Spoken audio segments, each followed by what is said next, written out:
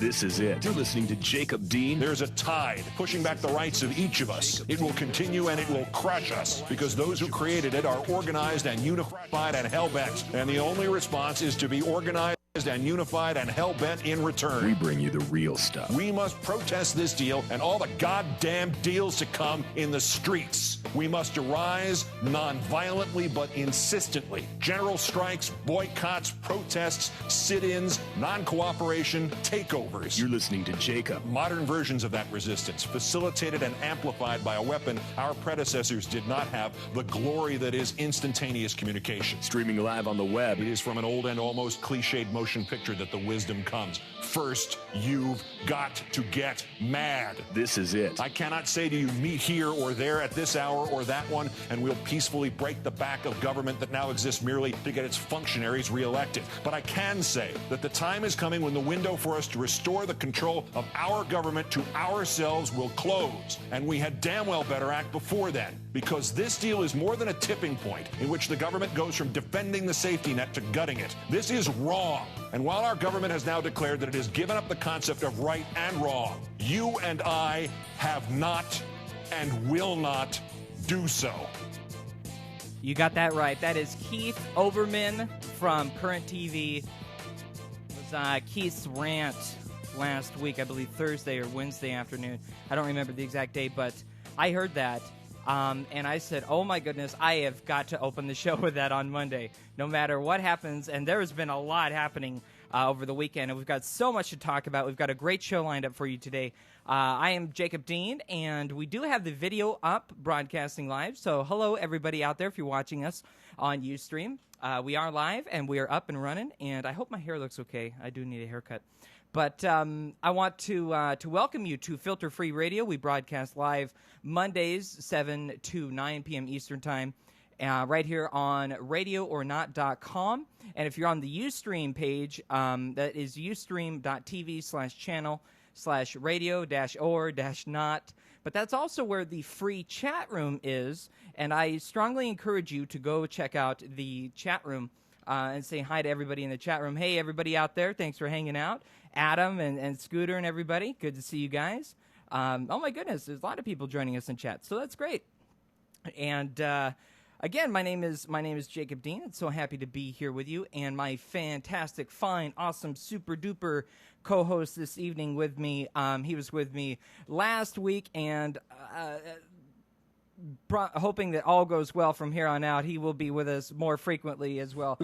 Skeptical Scott, what's going on, bud? Hello. Hello. Lots happening. Oh my goodness, we've got so much. I've got a great show for you. Everything from, well, of course, we're going to be focusing on the debt downgrade here in this first hour, and I've got a lot of great stuff to play for you. A lot of great clips. And even the E-Trade baby weighs in on what happened today, so we've got that for you as well. Before we get into the clips and get into the nitty-gritty of what the S&P debt downgrade means, and of course, if you've been watching the news, all over the news plastered, the Dow plunged over 600 points today, 634 points today. On Friday, it took a hit. And things are not looking good, to say the least. But we've got what I want to do is kind of, because I will be the first to admit that I am not the brightest crayon in the box. So I usually have to take a step back and realize and look at things from the beginning and try to really understand how we got to where we are and really what's going on. And where to start with the whole debt downgrading is really, you can go way far back, but I'm going to begin with really the debt deal that they negotiated. And, of course, us progressives, liberals, are quite upset with Obama for giving away the House in the deal, which he shouldn't have. But Stephen Colbert did a bit last week that I want to open the show with, because not only is this one of the funniest things you're going to hear all week or all month. This possibly is the funniest thing that you're going to hear about this whole entire debt thing at all. But not only is it hilarious, and Stephen does a brilliant job of this, but he lays out exactly what happened with the deal. How this came to be and where we are now. And if you've never heard of the children's fairy tale, The Billy Goat's Gruff, Stephen Colbert lays this out, and this is a minute and a half long clip, so bear with me. This is really basically how we got to where we are right now. It's like the Billy Goat's Gruff. Obama is the troll. Back in December, the smallest Billy Goat said, "Mr. Troll, let me cross your bridge so I can go to the other side and renew the Bush tax cuts, or I will call you a job killer." Now, the troll had promised the people who elected him bridgekeeper that he wouldn't let that specific goat cross. But keeping in mind his other trollish priorities, he made the political calculation to let the goat pass and bring this issue up again later with a bigger goat he knew was coming. Then, this spring, the medium-sized Billy Goat showed up and said, "Mr. Troll, let me cross your bridge so I can cut spending or I will shut down the government." Now, everybody had seen this exact matchup in 1995 and knew a troll could win by eating the goat and then celebrating by having sex with the troll intern. But Obama troll said, now is not the time. There is a bigger goat coming, and I trust that that goat will do the right thing. So he let the medium goat pass. Then, this summer, the largest Billy Goat came clopping up and said, "Mr. Troll, I will not raise the debt ceiling unless I get to gouge out your eyes and throw you off the bridge." So the troll had to compromise by gouging out his own eyes and throwing himself off the bridge. And the moral of the story is, when the first goat comes along, you gotta tear its head off, have sex with the neck hole, and then mail the carcass back to its brothers and say, "Any of you other goat want to put a hoof on my bridge?" The end. Oh, do you get that? What do you think, Scott? Is that a pretty good analysis? Oh, I think it's great. It's a good metaphor for where we are. Exactly. And so that brings us to the debt deal that they negotiated and passed last week, and now all of a sudden we have our first downgrade, credit rating downgrade in U.S. history.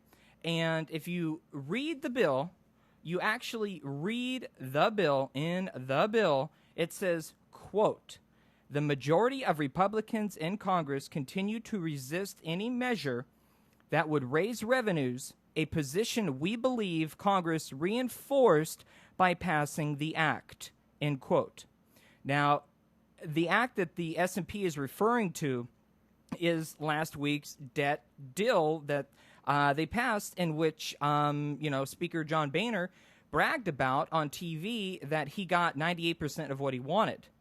And what's shocking to me is the way that the Republicans and everybody is spinning this. Michelle Bachmann came out, quote, "We were warned by all of the credit agencies that a failure to deal with our own debt would lead to a downgrade in our credit rating, but insisted he submitted a budget that had a $1.5 trillion deficit and then requested a $2.4 trillion blank check." She's speaking, of course, of Obama. Mitt Romney came out. S&P's rating downgrade is deeply troubling indicator of our country's decline under President Obama. His failed policies have led to high unemployment and skyrocketing deficits. And not that John Huntsman is anything other than, well, An opportunist, but I will mention that he came out and said out-of-control spending and a lack of leadership in Washington have resulted in President Obama presiding over the first downgrade in the United States credit history. What are all three of these people missing that they wrote in the freaking report that S&P reported in the downgrade? What did they write? They wrote that it's because of you Republicans who won't budge on a freaking revenue tax hike in the debt deal. That's the reason they downgraded the debt. Well, I mean, in the larger picture, too, I mean, you're looking at, first of all, there's 3 credit rating agencies. Only one of them downgraded our credit. All right. So why didn't the other 2 downgrade our credit? you have to really take a step back, too, and consider this as a preemptive strike against the Dodd-Frank bill. Because what the Dodd-Frank bill says is that you sons of bitches missed the fact that Lehman Brothers was going under, and you still continue to give them an A rating, and right up to the point where they went bankrupt.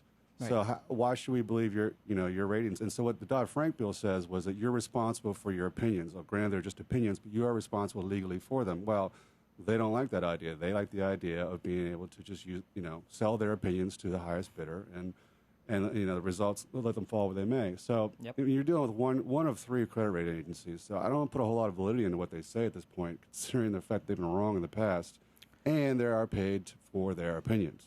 Absolutely. We're going to get into a lot about that in the next few minutes. And of course, this whole lead up is under the assuming the position that the S&P's downgrade of the credit of our from the AAA to AA plus. That's all of this is assuming that that's legitimate, and we're going to break down that argument next. But I want to play a couple of clips here. The White House supporters from the White House came out against the downgrade this morning. Timothy Geithner, here's a clip from Tim. I think S&P's shown really terrible judgment, and they've handled themselves very poorly, and they've shown a stunning lack of knowledge about basic U.S. fiscal budget math. And I think they drew exactly the wrong conclusion from this budget agreement. And I want to share this clip with you. Austin Goolsbee here. The basic case, they made a $2 trillion math error and forgot to check their work. So the rating agencies that didn't make a $2 trillion math error reaffirmed the AAA status. Yeah, and Goolsbee was just going off on what you just talked about, Scott, is the fact that there are three agencies that do this. You got Standard & Poor's, S&P, Moody's, and I'm forgetting the third one now. It's just blanked on my mind. Maybe someone in chat will help me out there. But there are three different companies that do these ratings, and only one of them said, "Okay, we're gonna take a dump on you." And thank you, Lee. It's Fitch. Yes, bingo. Oh, that's right. Moody's and Fitch. Moody's and Fitch. And by the way, if you're not already in the chat room, go hang out in the chat room. It is a live, interactive chat room, and I would love to have a conversation with you there. It's ridiculous. Now, I've got four clips here that I want to play before we hit our first break, and these are from economist Michael Hudson. And this guy is brilliant. We're going to play a couple of setup clips, and then he just nails it out of the park. He can explain this entire thing way better than I can, in under a minute, and you'll be like, "Oh, I get it." It's one of those aha moments. I remember when Scott, when you showed me this clip, I just had an aha moment. I was like, "Oh yeah, duh, that's exactly what's going on." So here is now. This is a real economist. I like to play clips from real economists when we're talking about the economy, not from politicians or from elected officials who think they are, think that they're pretending to play economics, but they're really not economists. They are politicians. There's a big difference.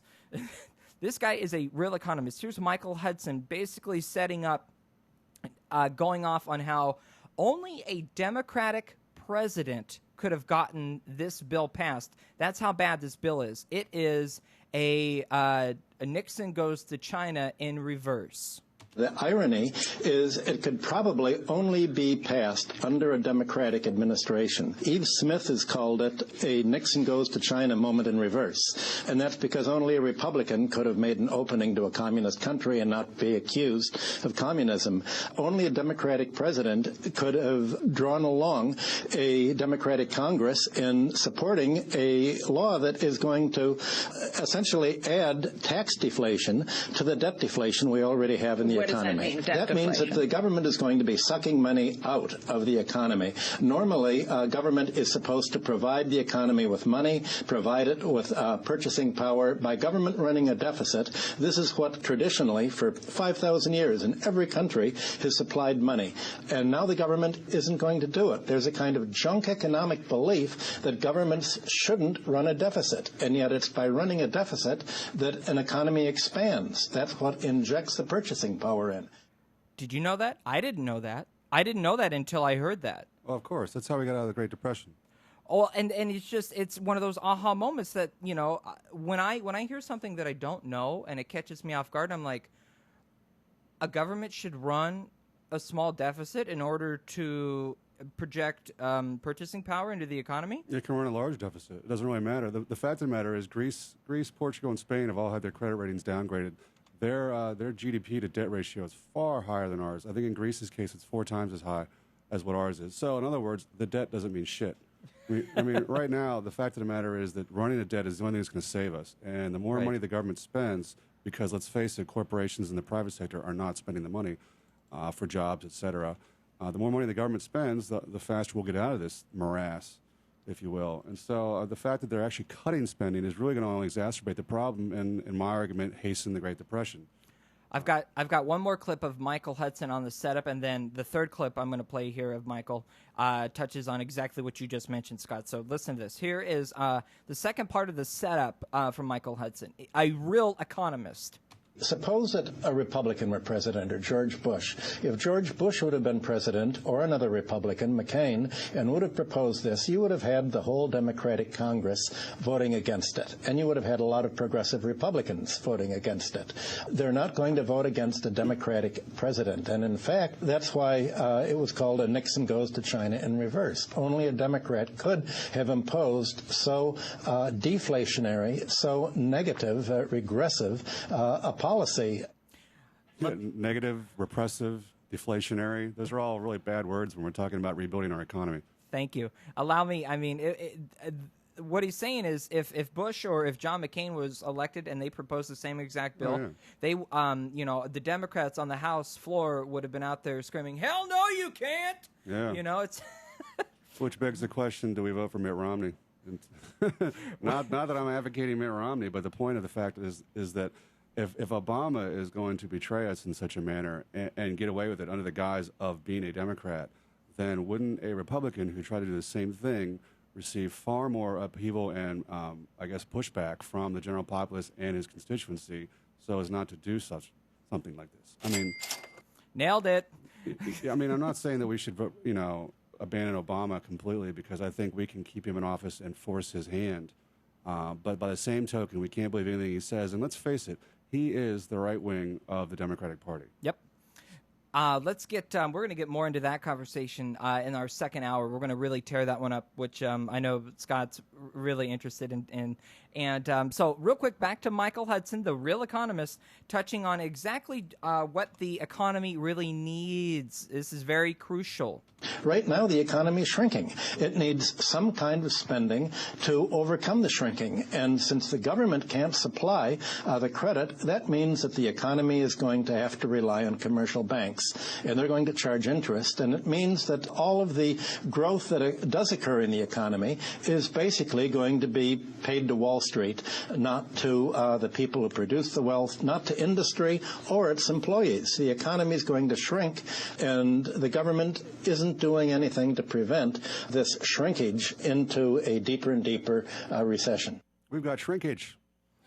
It shrinks like a frightened turtle. Oh my goodness! I didn't grab the. Why didn't I grab the Seinfeld clip? I didn't grab the shrinkage clip. I got shrinkage. Yes. If I would have been on the ball, I would have had the shrinkage clip with that. No worries. You get the idea, though. But those are really the setup.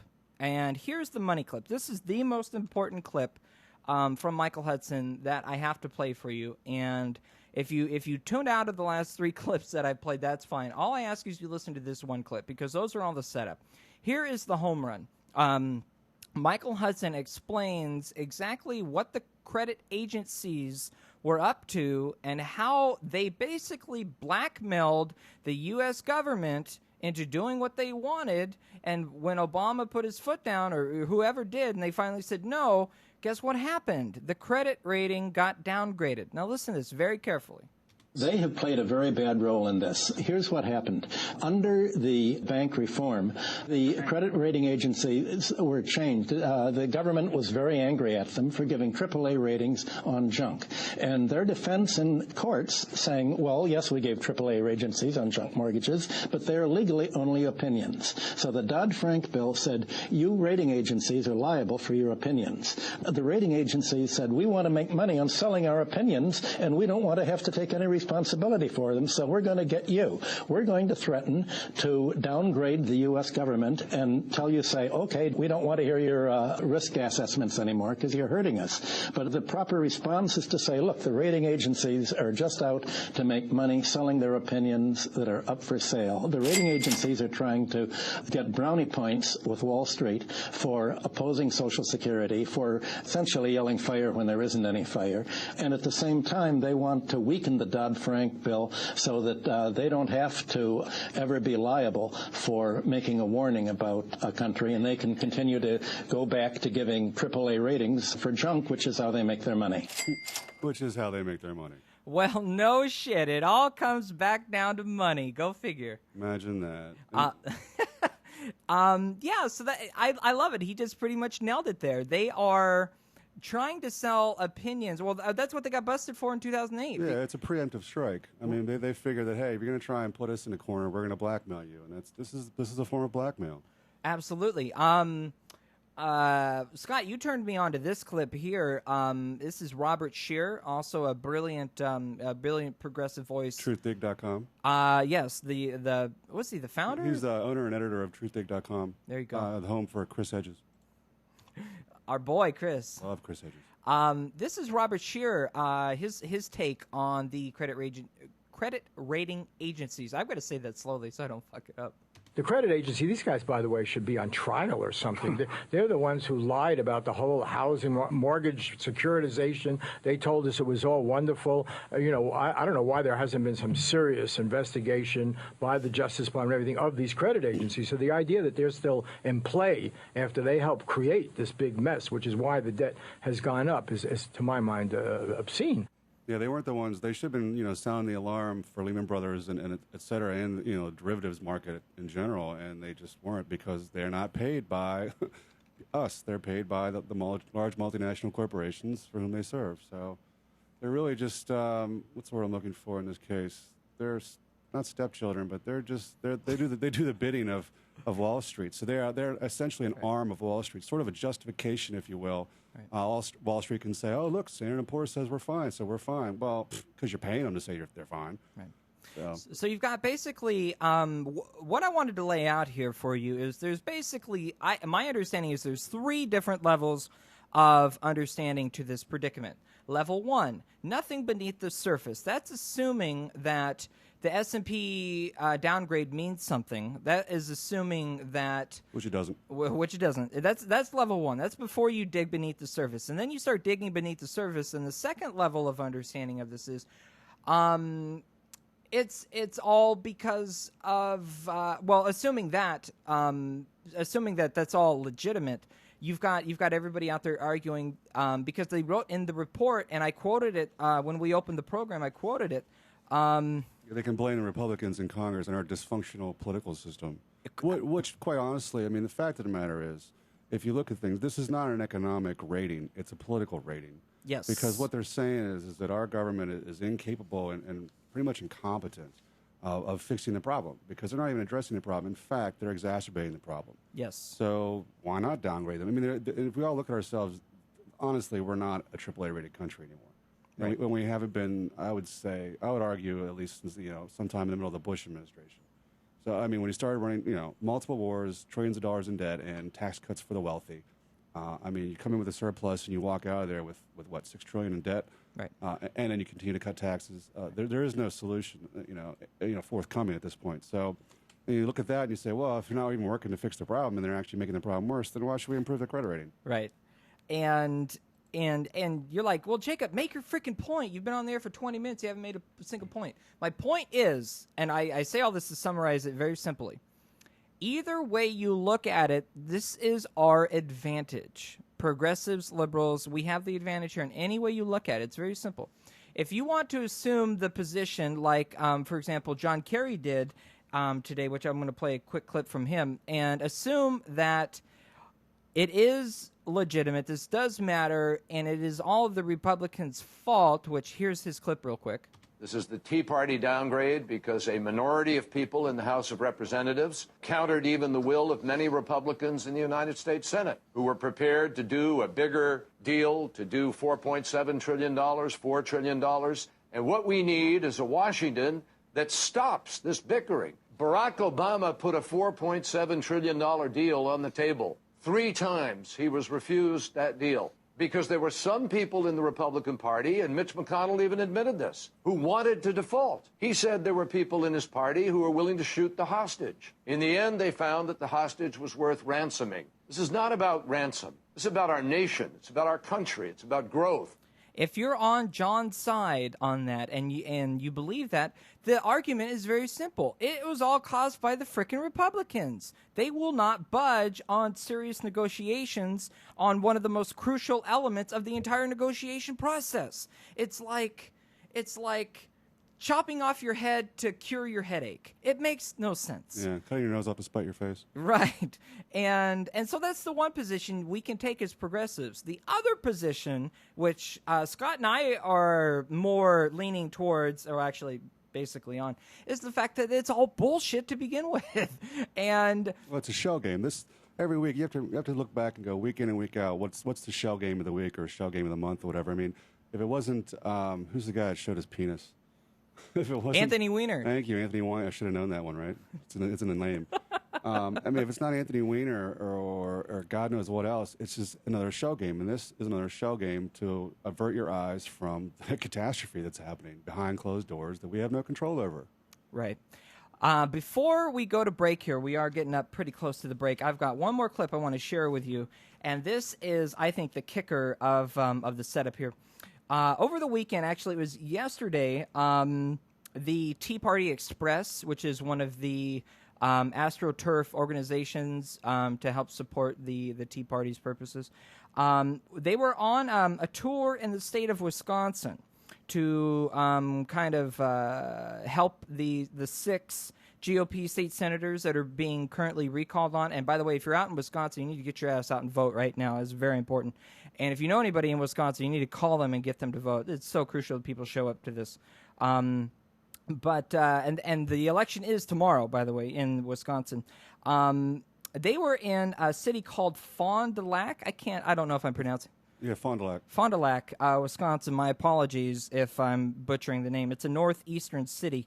A Florida talk show host, Andrea Shea King, was on the stage, and this is a clip of her. She told the audience that everyone in the media was describing the downgrade of the U.S. debt from AAA to AA+ as the Tea Party downgrade. Now, I just played a clip from John Kerry who said, quote, that's exactly what it is. And then the Florida talk show host, Andrea Shea King, went on to say, laying the blame squarely on Congress's right-wing faction and its supporters. But listen to this. Rather than booing those who claimed the Tea Party caused the downgrade, the Tea Party Wisconsinites in attendance cheered, almost sounding proud to be blamed for the downgrade. I'm not making this up. Here's the clip.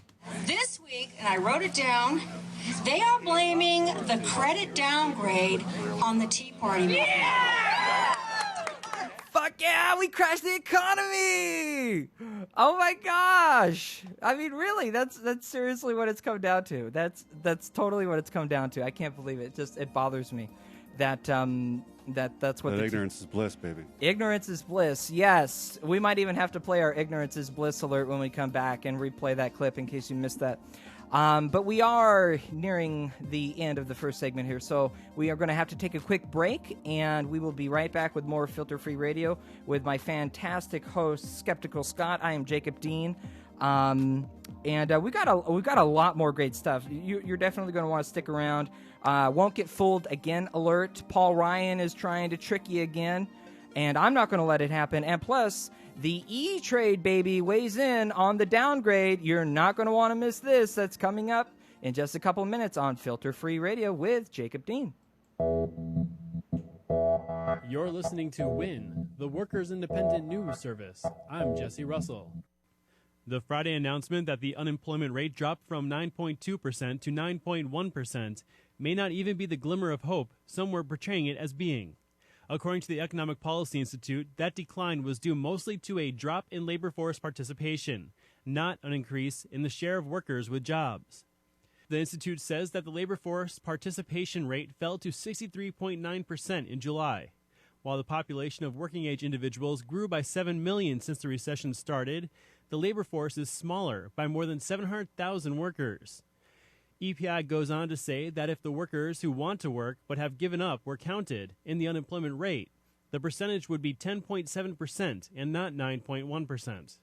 The report finds that the average hours in a work week remain stagnant at 34.3 hours. If that number starts increasing, it would suggest to economists that employers are experiencing a demand for more employees. Stagnancy suggests there isn't any new work to be done. That said, those who are employed saw slight wage growth. The average hourly wage increased by 10 cents in July, while growing 2.3% since the same time last year. EPI also cites the underemployment numbers released by the Bureau of Labor Statistics. Those numbers seek to measure individuals who have stopped working and those who are working part-time when they'd rather be working full-time.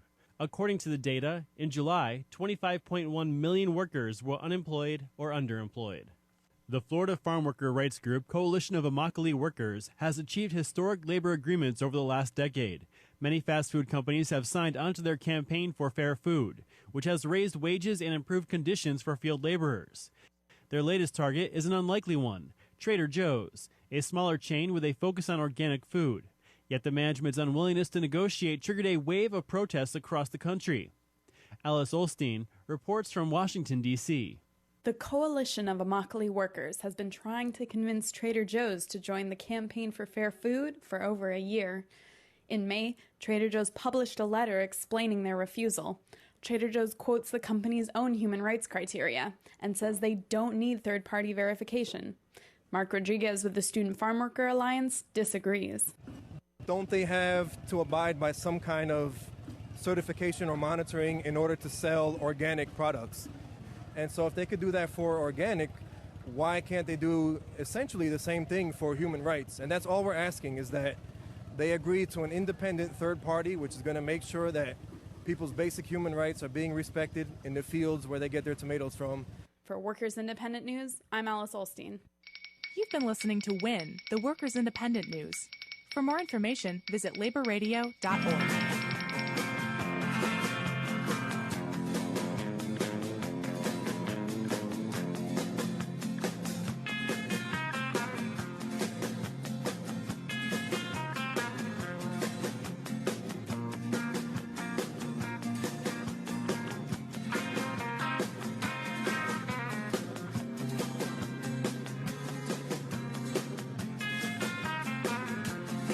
Well, they used to call me rich folks. Now it's job creators, please. The jobs you're creating are like working for Satan, and you just assume they're overseas. Job creator, won't you? Job creator, won't you? Job creator, yeah, just buy up everything, like cars and diamond rings and second homes. But job creator, won't you leave our English language alone? Well, I used to tell your daddy that kid will be no good. You leave him all that money, he's gonna turn out funny and think he owns the neighborhood. Job creator, won't you?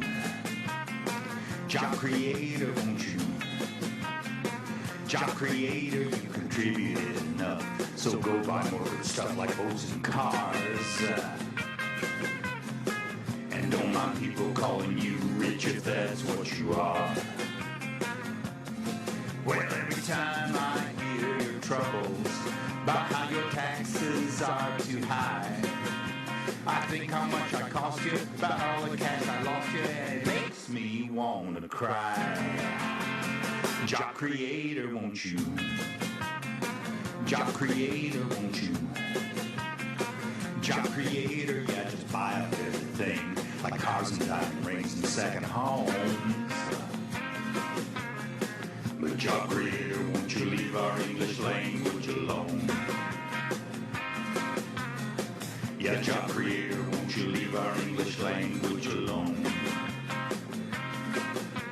Yeah, job creator, won't you leave our English language alone? They have played a very bad role in this. Here's what happened. Under the bank reform, the credit rating agencies were changed. The government was very angry at them for giving AAA ratings on junk. And their defense in courts saying, well, yes, we gave AAA agencies on junk mortgages, but they're legally only opinions. So the Dodd-Frank bill said, you rating agencies are liable for your opinions. The rating agencies said, we want to make money on selling our opinions, and we don't want to have to take any responsibility for them, so we're going to get you.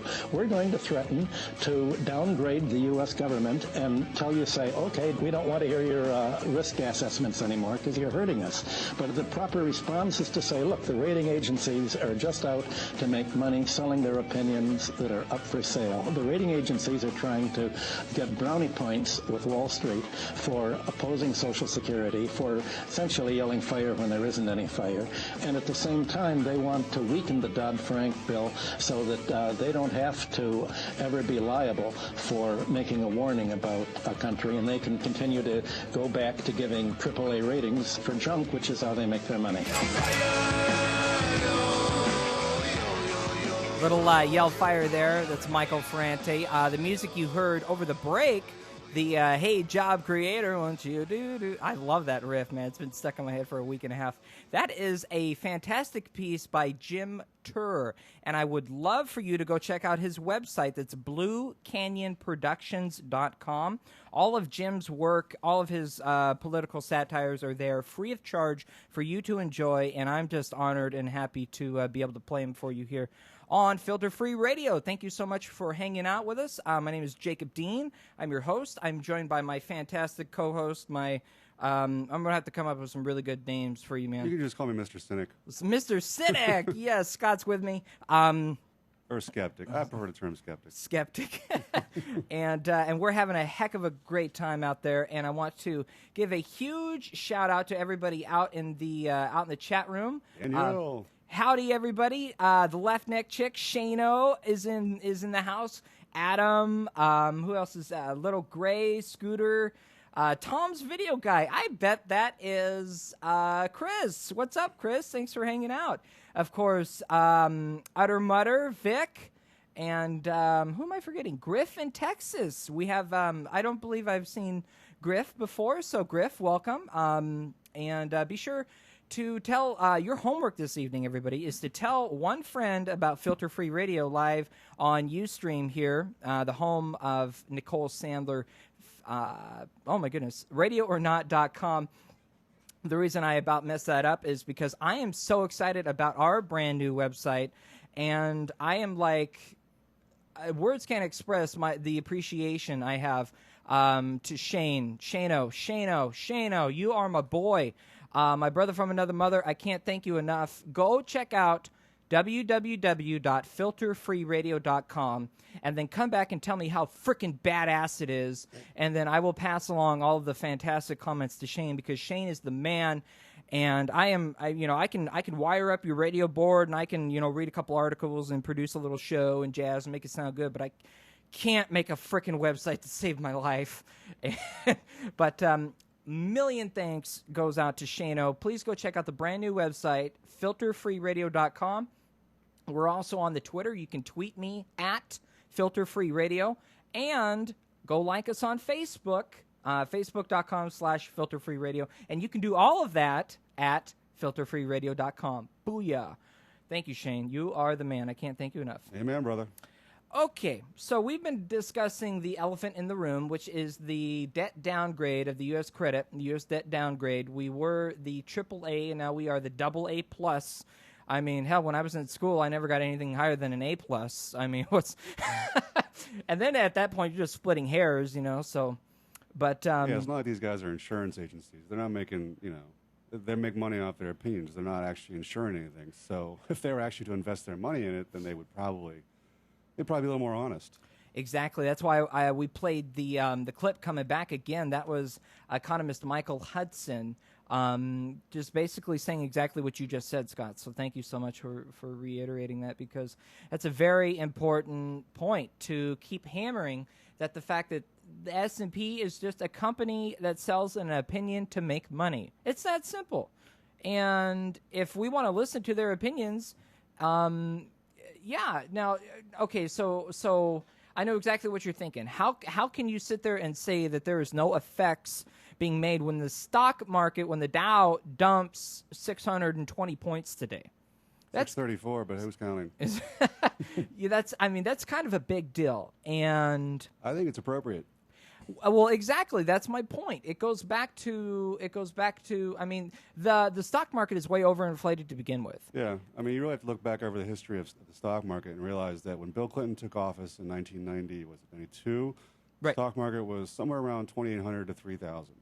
Now we're looking at 11, 12,000 for the Dow. That is, we're talking about the Dow Jones Industrial Average. Right. And so what that means is that, over the stock, let's see, the Dow Jones Industrial Average started in 1893 or 1896. So over 100 years or so, roughly 80 years or so, it only rose to 3,000. Okay, so in the last, I would say, 15 to 20 years, it's more than quadrupled, which is incredibly inappropriate. It's not consistent with reality, to say the least. And so what you have is, because let's face it, the Dow was originally based on industry. What we manufacture real goods and services. We actually create wealth. Now the Dow is based on financial agencies and financial companies and things like that nature. So they're really not based on any sort of manufacturing like they used to be. And so really the Dow Jones Industrial Average is based on themselves. It's sort of a very cyclical machine. Right. And we always try to, pull out to the grand scheme of things. I don't want to use the term that other people that I know use, so we're going to have to come up with our own term for that. But BP, I don't want to say BP because, big picture. Anyways, we need to come up with a better name. I prefer the term paradigm, and I like to explain the term paradigm because basically no two people see the world the same. Every individual sees the world differently. You see it through your own lens. Allow me to say bottom line. I think bottom line works. Bottom line here is we don't make anything here anymore. We don't produce anything of wealth. We don't have a manufacturing base. And all of the wealth that has accumulated in this country it's financial. It's non-existent. It's basically a balance sheet. It's numbers on a page. And eventually, somebody sometime is going to have to pull the rug out from underneath, and it's all just going to take a dump. Right. And it's just beginning to do that. Long overdue. And it's just beginning to do that. And until we actually wake up and make some significant changes and stuff. Right. We have to look back at 2008. What did they do with the financial crisis? Which was based on multiple bubbles. Right. Starting with the dot-com bubble, with the housing bubble, et cetera. And now where we are is they're just trying to reinflate the bubble, which, again, has started to crash because obviously it's a bubble. It's not a real economy. It's not based on real numbers. It's based on a feeling. So. If you know anything about bubbles pop. And are artificially inflated. Yes. Now, I pulled this article out of the Express, which is the freebie paper that we get here in D.C. on the train. It's a sub thing of Washington Post, or it's a Washington Post free weekly, or free daily. Right. They have, of course, the front page headline. Oh my goodness, the debt has been downgraded. Dun dun dun. Wait a minute. Be afraid. Be very afraid. I have a soundboard in front of me. I'm going to play the damn sounds this time. Yes, be afraid. The debt is dun dun dun, and they lead you to this article on page 12 here. Scary thought: how the S&P's decision to downgrade the U.S. credit rating is going to affect your finances. And this is the 5 bullet points that they lay out in the paper. It's basically trying to explain to you how it's going to affect you. Bullet point number 1. Uncle Sam's interest rate may rise. Not may rise, it will rise. It will rise. The downgrade. Now, let me explain this. The downgrade reflects a lack of confidence in the U.S. government to pay its debts over time. That's pretty standard. It's pretty easy. Like if you or I got a credit card and we just started racking up charges that we couldn't pay for, and then we just Made the minimum monthly payment. make your minimum monthly payment, and you keep raising it, and pretty soon, guess what's going to happen? It's going to get cut off. Somebody's going to say, "Nope, no more," and then that goes on your record, right? You get bad credit, and then all of a sudden you become a risk, and then riskier people have a harder time of getting credit. Well, the same thing applies with countries. Riskier countries have to pay higher interest rates, just like riskier consumers do, and that's ultimately one of the biggest heads ups here is interest rates are going to go up. And this brings me to bullet point number 2. If the government pays more, you pay more, because the interest rate that the United States pays on its short-term loans is determined by the market for Treasury bills. And the downgrade could increase the yields on those bonds, forcing the government to spend more to borrow the same amount of money. No, it will increase the yield. That's kind of the point of this all, is that people will make more money in the long run because they're getting a larger yield. So actually, the downgrade does benefit the very wealthy. Oh, yeah. Because what they're doing is, rather than getting, let's say, arbitrarily number 5%, they'll be getting 6-7% on their return on their investment. So this actually does benefit some people, just not your everyday individual. Right. And so, and to boil that down even further, many consumer loans, credit cards, mortgages. Oh, those will definitely go up. Those are all linked to the same treasuries and therefore would also rise. Yeah, the 10-year treasury yield. Your credit cards, your mortgages, etc. Right. That can go up. Now, bullet point number 3 in the paper, not everything will change. This is a keynote here. Many major consumer loans have fixed interest rates that won't change even if the cost of borrowing rises for the federal government. And they also won't be able to increase the rate on purchases that you've already made, only new ones moving forward. So if you want a loan for a new car, college tuition, for example, new loans, the rates will be higher. Of course. Potentially. And in addition to, some credit cards and home equity loans, you have to check with your own personal loan agreements to see, whether or not the rates are fixed. So, if you have things most credit cards are not fixed. Most of them are adjustable. Right. And so you need to, cover your ass and check your stuff out because there's a big... the reality is in our society right now, we're suffering from a debt crisis. And not a government debt crisis, an individual debt crisis. And what it all stems from, if you want to step back for a second and say, supply equals demand, right? Okay, and what drives demand? Wages. Right. And wages have been stagnant for 30 years. So in other words, the purchasing power of the average individual has gone down exponentially over the last 30 years. And how do we supplement that? Debt. We give everybody credit cards, we give everybody any kind of loan they ever want. God knows I was a mortgage loan officer during the refi boom, and I gave loans to people who had no business buying a house. But they qualified, yay! We need to get into more about that stuff. That's a whole other issue. But the point of the matter is that where we are as a country is separate. Right. I would say, at least financially, in terms of the debt, from the actual individuals themselves. Right. And the reason is because we're financing multiple wars, we're cutting taxes on the rich, and the rest of us suffer as a result. Because let's face it, not everybody is paying their fair share, and we've had a massive transfer of wealth upwards. It's all accumulating at the top, and I, for sure as hell, am not at the top. And I'm not seeing any gains from this. So where was I? Number 4? Yeah, number 4. Bullet point number 4. How the S&P's decision to downgrade the U.S. credit rating could affect you. Point number 4, what's the worst case scenario? And then they refer to John Oldsmer, president of the Consumer Education for SmartCredit.com, who thinks that the downgrade could force some homeowners to default on a portion of their mortgages, exacerbating the housing crisis, making it worse. During the economic boom, many people financed their homes with 2 different types of loans, a standard mortgage and then a special home equity line of credit. Now, those home equity lines of credit requires borrowers to pay only the interest on the loan, and the rates varies each month. Yeah, what a HELOC is, HELOC, home equity line of credit. A HELOC is basically a credit card attached to your house. Right. It's a secured credit, a secured line of credit or a secured credit card And what they do is typically home equity lines of credit are second position behind your fixed mortgage. Right. And what you end up with is the ability to spend at will. They give you even a little checkbook. You can write checks against it, and the interest rate adjusts based on the Treasury bills. Bingo. You know, and so that's always going to cost you more money. And the fact of the matter is those people are already in debt, and you're just making a bad situation worse. Right. Because you shouldn't have a line of credit on your house. The only reason you take a line of credit out on your house is for home improvements or if you're desperate. And what happened in the last 10 or so years was people became desperate. I personally did a lot of debt consolidation loans for people where they had, 30 to 50 grand in credit card debt and car loans, and said, hey, roll it into your mortgage. You cash out, get rid of all this debt. Next thing you know, you're paying lower interest rate. How about if I cut $500 off your monthly payment? Bam. And then what happens? Well, it's fine until the interest rates rise because they're not fixed. And you've got this stranglehold on the consumer, making a bad situation worse. And what's sickening to me is there are TV shows highlighting this bull.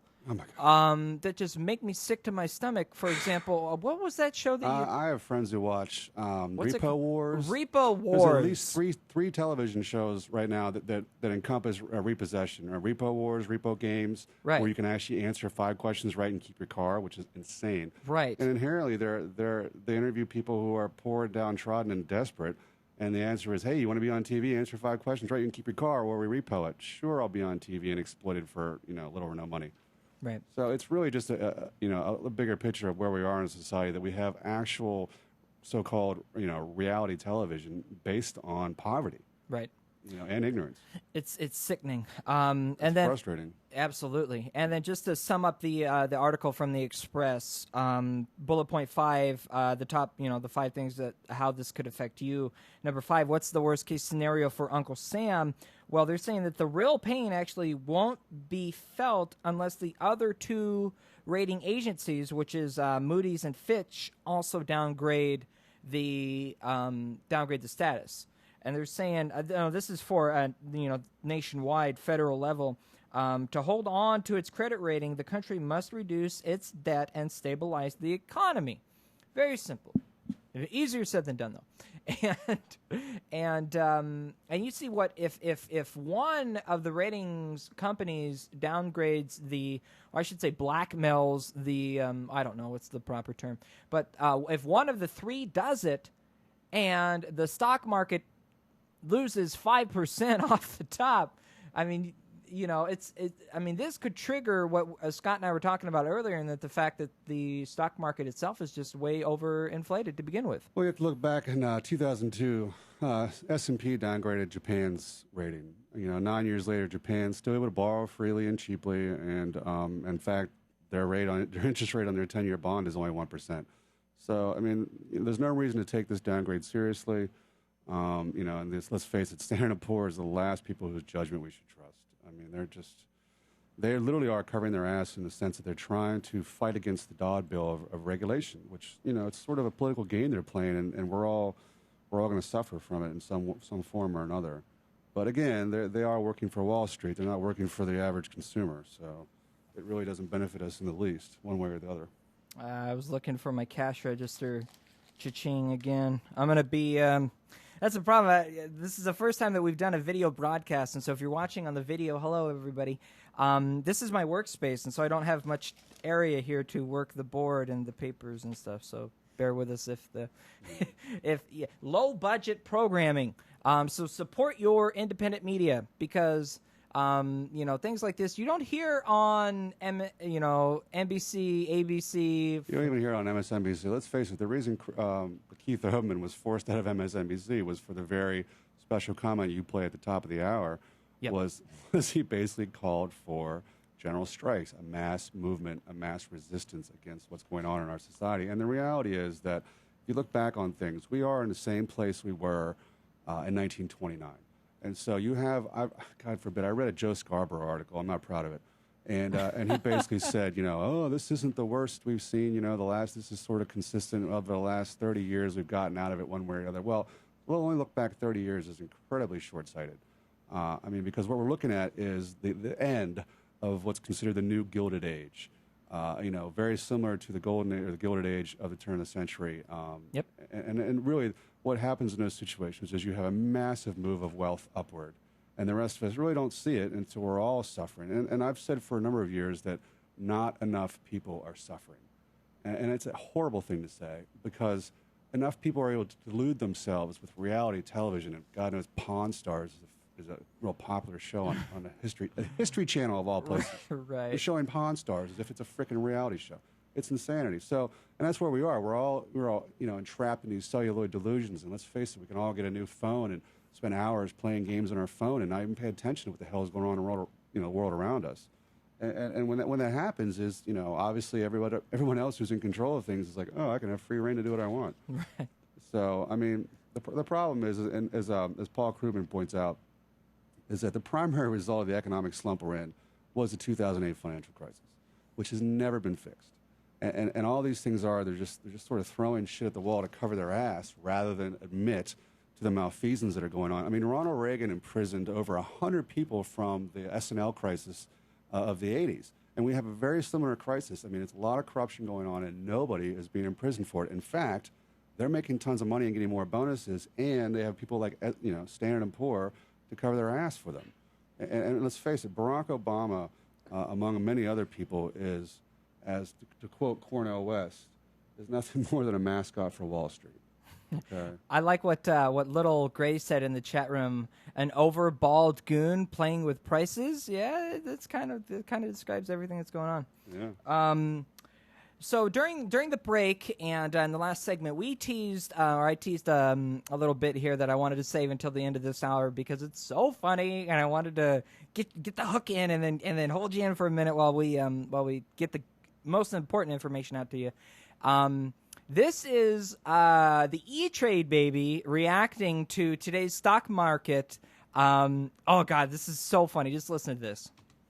A lot of people are like, isn't it difficult to invest in the markets? And I'm like, not if you're using E-Trade. Making a big investment is as easy as a single click. Boom. I just bought some stocks. See? It was totally easy. Check this out. Boom. More stocks. Boom. Asset-backed securities. Boom. Credit default swaps. Boom. Boom. Boom. Hell, I don't even know what half this stuff means. But thanks to E-Trade, I can... Wait. Why is this line going down? Oh, God! It just dropped 400 points! This is not happening. Dear Lord, I made a horrible, horrible mistake! Shit! It's dropping more! Fuck! I want to take it back! How do I fucking take it back? Sell! Too late, it's all gone. I've just lost my entire life savings. Oh, God.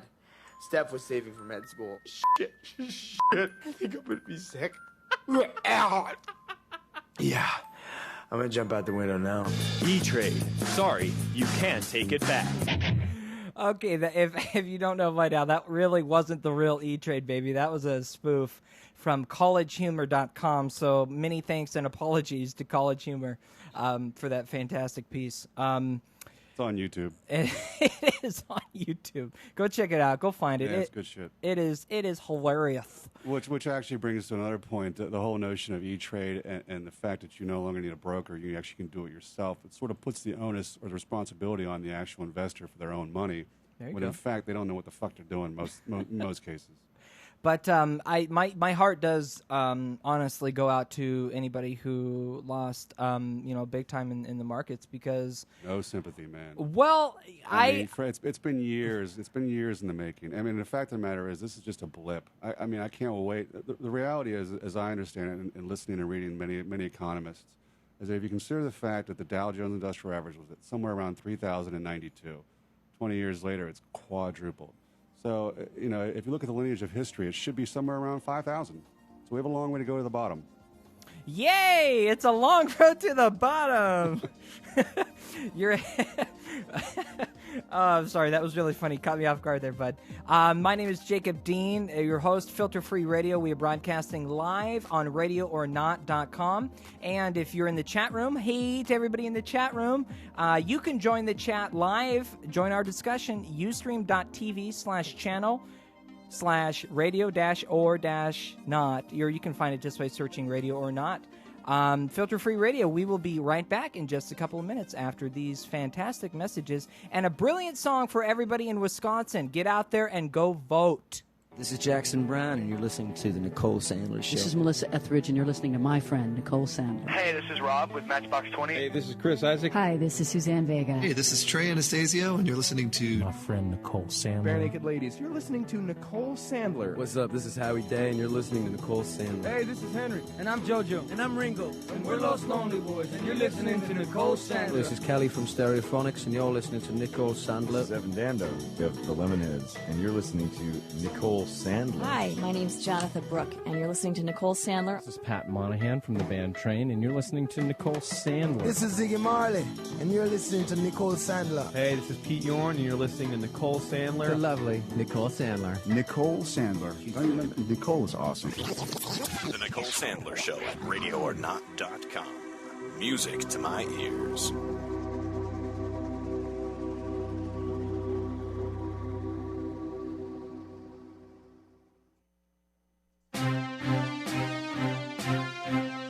This is Stanley Douglas with news from the Great Redepression, brought to you by the Funny Times, because we're living in funny times.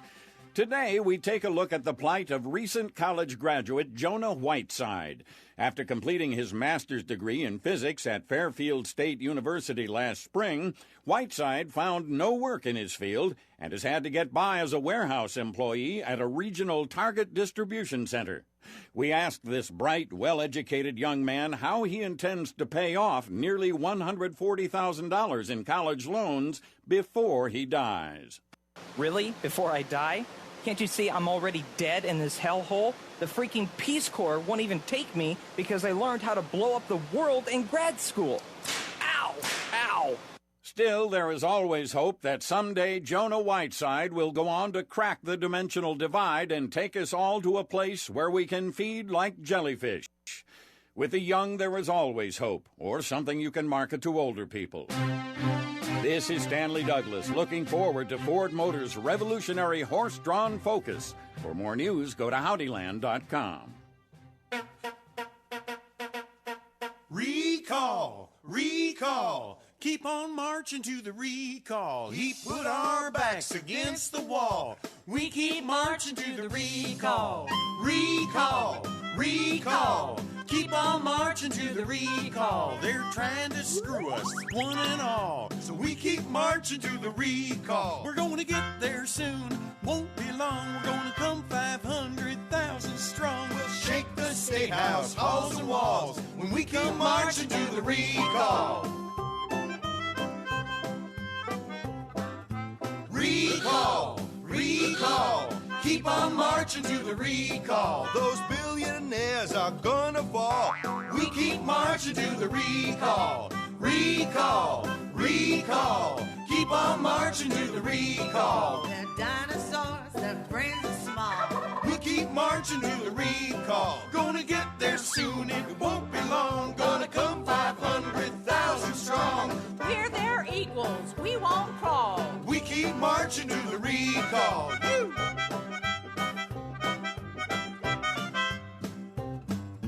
Recall! Recall! Keep on marching to the recall. Move together, one and all. We keep marching to the recall. Recall! Recall! Keep on marching to the recall. This tsunami will not stall. We keep marching to the recall. We're gonna get there soon. It won't be long. We're gonna come 500,000 strong. Democracy's our trumpet call. So we keep marching to the recall. Recall, recall, keep on marching to the recall. The GOP can whine and ball. We keep marching to the recall. Recall, recall, keep on marching to the recall. Their talk is big, their walkers small. Keep on marching to the recall. Gonna get there soon, it won't be long. We're gonna come 500,000 strong. We'll clean the Capitol walls and halls. When we're done marching to the recall. Grab a bucket. We'll clean the Capitol walls and halls when we're marching to the recall. I can't wait. Stroke that palace clean.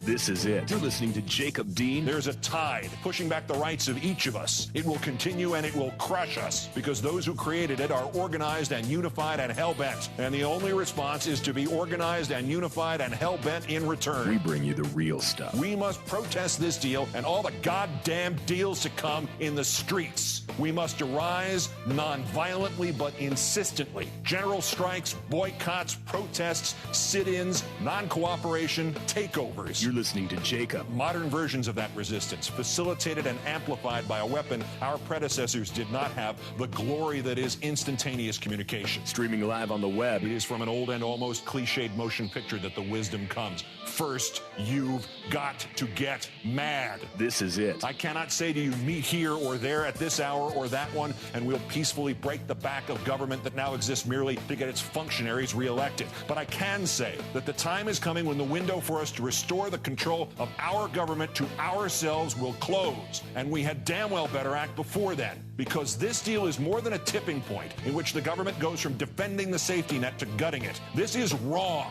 And while our government has now declared that it has given up the concept of right and wrong, you and I have not and will not do so.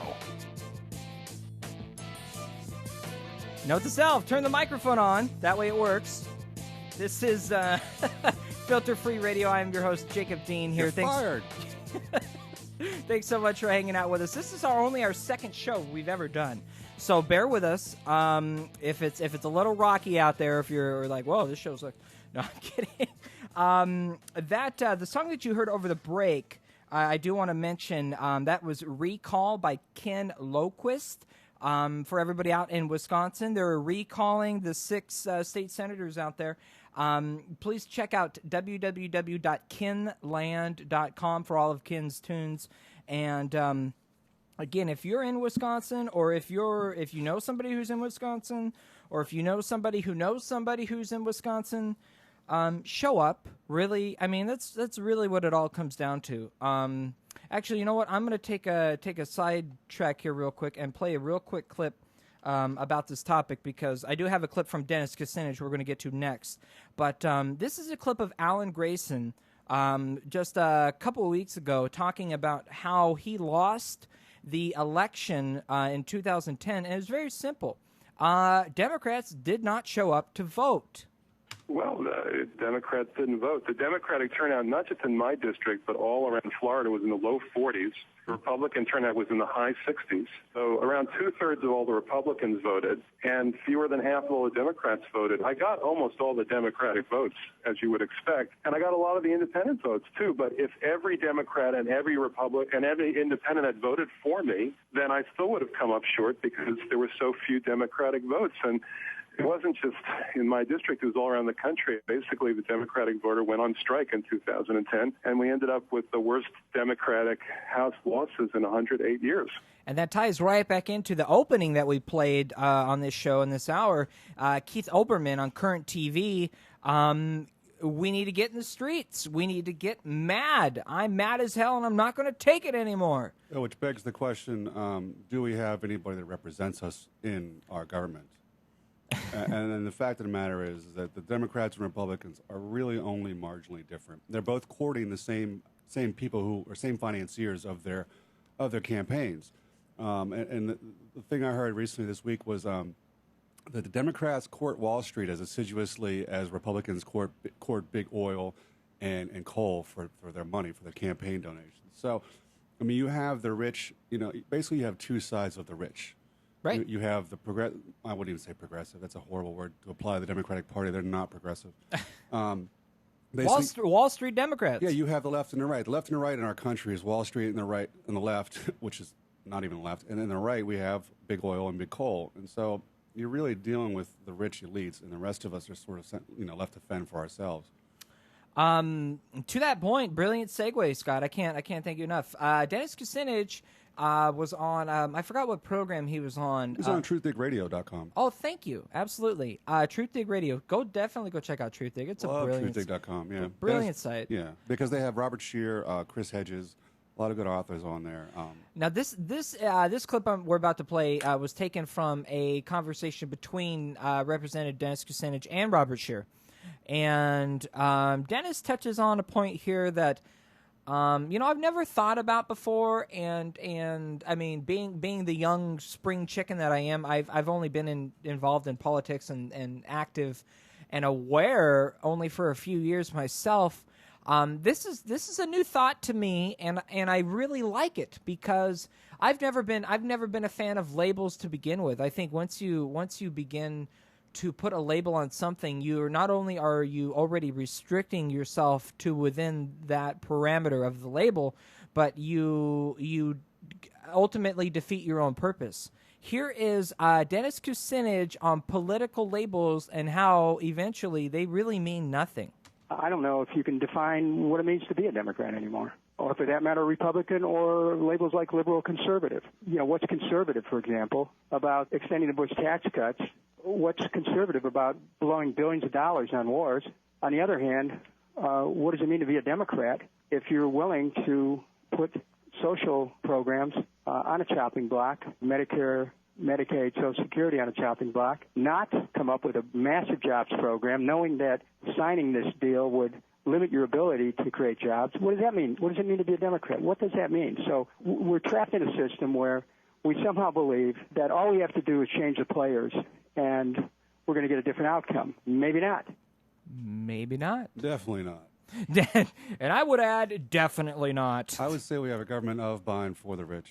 And so you can change the players, you can change the names in the game, and it doesn't matter. You're really not serving the large mass of people. And the reason you're not doing that is because none of us are active. We're not in the streets. The reality is, if you look back on history, is FDR, as much as we deify him and love FDR, he was only pushed by radical left-wing movements. He had the communists, the socialists, he had anarchists pushing him farther left and instilling the fear of God in him that he wouldn't get reelected if he didn't do their bidding. And so that's really where we are as a society at this point. Was we can all sit back and say, oh, we voted for Barack Obama. I know I did.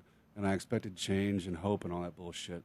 And I shouldn't have expected anything less than to be disappointed in where we are right now. Yeah. I mean, so there's no surprise, because the problem is that when you elect somebody like Barack Obama and you think, oh, God, this guy's going to represent us and we can sit back and go about our business, that's absolutely wrong. I mean, 51% or more than 50% of his campaign donations came from Wall Street, and Goldman Sachs is his largest campaign contributor. Yep. And when he points to people like Timothy Geithner and all the Goldman Sachs proteges and all these Wall Street proteges to his financial team, you should not expect anything less than benefits to Wall Street, and screw the rest of us. He's not going to do one single thing to upset the people who are going to fund his reelection. Yeah, it's that simple. Absolutely, which brings us to the Orwellian truth that during times of universal deceit, telling the truth becomes an actually revolutionary act. When you encounter, amen to that. Yeah, I mean, the fact of the matter is, and I deal with people on a regular basis, and I let a lot of things go. I mean, people say a lot of things that are inappropriate, and I just let it slide. I'm like, oh, this person's ignorant. When the fact of the matter is, when you encounter a lie, you have to respond with the truth. You have to look at local neighborhoods and coffee shops and wherever you are, and people, and someone says something that is false. You have to challenge it, even if it makes you uncomfortable, even if it puts you at odds with that person, and maybe you lose a friendship over it. But the fact of the matter is, you have to be honest with yourself, and you have to be honest with those around you. You can't let shit like this slide, because it ends up where we are now. You just let falsehoods go by, you let them go by, and you just eventually, people are living in a delusion. And you're sitting there going, why are these people so delusional? Well, because no one's corrected them. And the problem is you look at the mainstream media, which is, it's all corporate funding. I mean, we don't have any sort of democracy now, .org and ourselves and other independent, media outlets. But as far as ABC, NBC, and CBS goes, they're large multinational corporations that own them, and if they don't get funding from those places, then they're not going to frickin' survive. So it's of, by, and for the rich at this point, and not just on a government standard, but on a macro standard in terms of our culture, I would say our finances. I mean, the reality is we've lost. I know everybody has a job out there, at least the ones who do have jobs.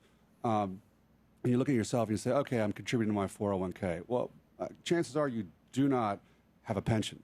You don't even know what a pension is anymore, because pensions were back in 20, 30 years ago, everyone was switched to 401ks, which is a way of putting your money in Wall Street. And pensions obviously were more secure and conservative ways of growing your money and putting your money in a nest egg. Yep. And so you're beholden to Wall Street because you have a 401k. And what that does is that co-ops the middle class into thinking that they are part of the rich elite and that their beliefs and that their interests are also the same as the rich. And because you have the same stocks. Hey, well, I'm in the market too, you know. Well, it doesn't fucking matter. You know, I mean, your share of the pie is so damn small that it doesn't matter what you do. So, I mean, the reality is we have to take a step back and look at ourselves and say, who represents us other than ourselves and our local friends? You said pie, and I have to play this. Oh, please. You bet I cut the taxes at the top. That encourages entrepreneurship. What we Republicans should stand for is growth in the economy. We ought to make the pie higher. Yeah, ought to make the pie higher. Make the pie higher. But the clip I wanted to play before you said pie, thank you for that, is a clip of Robert Scheer. We were just talking about Truth Out. And Robert and the brilliant work that he's... oh, my goodness. Truth Dig. I'm sorry. Oh, Truth Out, Truth Dig. I get them mixed up. Yeah, they're both fantastic websites. Go check them out. But yes, Truth Dig, Robert Scheer. This is a brilliant piece that I'm saving it for next week because... but I'm going to share it with you now, and then we'll revisit it next week, next Monday when we broadcast again. I want to explain something to you called... precinct committee members, and exactly step by step how you and I can actually get involved, take over the Democratic Party from a progressive point of view, and actually be able to vote on who is on the primary ballots, ultimately deciding the general elections in all of the districts around the country. This is something that I've got to put a lot of research and a lot of work into, and I don't have it ready. That's why we're not going to be doing it today. But we will be doing it next week, so be sure to tune in for that. But this is a clip that's apropos of that. This is Robert Scheer on how progressives need to take over the DLC, how we exactly what we need to do. I'll let Robert speak for himself here. You know, we should learn from the Republicans. Republican conservatives, they didn't hold up their tents. They said, no, we're going to take over our party. We're going to have our non-negotiable demands. We're going to stand for something. Liberals went the other way. Sell out, compromise became what the Democratic Party was all about, and turning to Wall Street and turning to big money and abandoning your base. What I would say progressives have to do is forget about rallying around Obama. Okay, Obama is our right wing. And then we say, okay, what is the base? What's non-negotiable for the base? And non-negotiable clearly is don't you dare touch Social Security. Don't you touch Medicare. Don't touch Medicaid, because who's going to take care of these people if you kill Medicaid? Well, they're going to just jam the emergency rooms and everything else is not cost effective. Help teachers and fire people so they keep their jobs. I mean, there's a lot to talk about. The good news is we actually have better media, alternative media, than we ever had, thanks to the internet, thanks to, we can get the word out if we keep our independence and we keep our values. Independence and values. We can get the word out. That's what we're doing. Absolutely. That's why we're here. It's bottom up. Tell 5 friends. I'm telling, well, how many people are in chat room right now? I'm telling 18 friends, and if those 18 friends each told 5 people, you do the math, that's almost damn near 100 people. Bam. It's just like that. I mean, that's your homework for tonight, guys. Just go tell 5 people something that you learned tonight, or I mean, not even something that you learned, but just something that your friends need to know. I mean, how important is this? At least dispel their ignorance. Right. And you hear somebody say something that you know is false, or even a half-truth. Right. And the thing that I loathe the most is that you watch the mainstream media and you watch even MSNBC, and you have your right-wing pundits on there, and they espouse things that are partially true. Right. So the little half-truths, they're more or less weasels, and so you can't. The problem is the framing of the conversation. Right. Our national conversation is based around our debt, which, as we all know, is bullshit. It doesn't have anything to do with the fact that our economy is in the shitter, and as we know by the Great Depression, that government spending, is the way out, not government cutting. And so when you exacerbate the problem, as Obama and as our government is doing at this moment, what you're left with is the looming Great Depression. And what happens when we hit another Great Depression? We're going to have no more middle class. We're going to have the haves and the extremely have-nots. I'm sorry, the very haves and people who have nothing. Yeah. You know, the inequality is just it's crazy. The inequality gap is widening immensely. I have to mention what Adam in the chat room said. He says, Jacob, but one must remember that pi corrupts, and absolute pi corrupts absolutely. Ancient wisdom. Love that. Love that. Good job, Adam. It's brilliant. We played the, well, hell, I love this clip so much. I'm going to play it again one more time. Can you believe this was the President of the United States of America actually saying this shit? You bet I cut the taxes at the top. That encourages entrepreneurship. What we Republicans should stand for is growth in the economy. We ought to make the pie higher. Growth in the economy. Growth in the economy. We got to make the pie higher. I mean, really, you dig into that. It's just a rich person born rich. I mean, George Bush was born with a silver foot in his mouth, and he was born rich. And his sole purpose as president of the United States was to look out for the rich, protect the rich, by the rich, for the rich, and that's what we have. Which, again, I think even the election of George Bush shows the incredible cynicism of those who financed his campaign and actually empowered him to work to the position he was. Because the reality is, let's face it, the president is a representative. He doesn't actually make decisions. He's not somebody who can lead us, per se. He's more of a puts his finger up and see which ways the wind blows and then jumps in front of the parade as if he's leading the parade, when in fact, you know, the parade is already in motion and that person is just, you know, jumping in front as if saying they have something to do with it. And so where the parade is now is for Wall Street. And not, I mean, you don't have, the problem is we need as a society, and definitely in America in general, we need our own Arab Spring, which is a very radical thing to say. Square. Tahrir Square, yeah. And what's the thing, Jacob? April, is it October 11th? October, yes. Oh my goodness, I have to. I believe it's October 11th. There's a major mass demonstration in Federal Plaza in D.C. A lot of people are descending on D.C. and the plan is to occupy that plaza for as long as possible, much in the same vein as they did in Tahrir Square, and not to be thrown out, not to just come for one day and protest and go home and go about our business like we did something, but to actually force the hand of government to do the bidding of the people, the will of the people. And until we exert our will on the government, the only people who are exerting their will on the government is the rich. The occupation begins in 58 days, 15 hours, and 38 minutes. The website, if you're interested in what Scott's talking about, October2011.org. Go to October2011.org. October 20th. And it's going to be on. That's the name of the site. It's going to be on October 6th. If I'm reading this correctly, but it's just a massive protest to start some action, to get the ball rolling. It's our official grassroots movement, which we don't have in this country. We do not have a grassroots. We do not have a populist movement, and the reality is we have to, as progressives, as people in the know, people who actually get it. You understand what's going on, the big picture, the paradigm of the rich control everything. We're all just sort of drones going along with, oh my God, the debt ceiling, we should worry about that, as if it's a fucking real crisis. It's a manufactured crisis, for the sake of discrediting our president. And the fact of the matter is, he went along with this and pretended that, they're hamstringing him and I have to do what I have to do. But as Dennis Kucinich just said, he got the deal he wanted. Barack Obama works for Wall Street. I mean, he's not going to get reelected without Wall Street money, and this benefits Wall Street.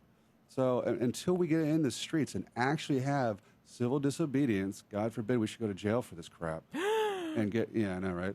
And actually get protest, public protest. I mean, we're not, the sad reality is, no matter what we do, let's say 100,000 people descended on the mall and occupied the mall, the National Mall that is, in front of the Capitol, much in the way they had Hoovervilles in the 30s.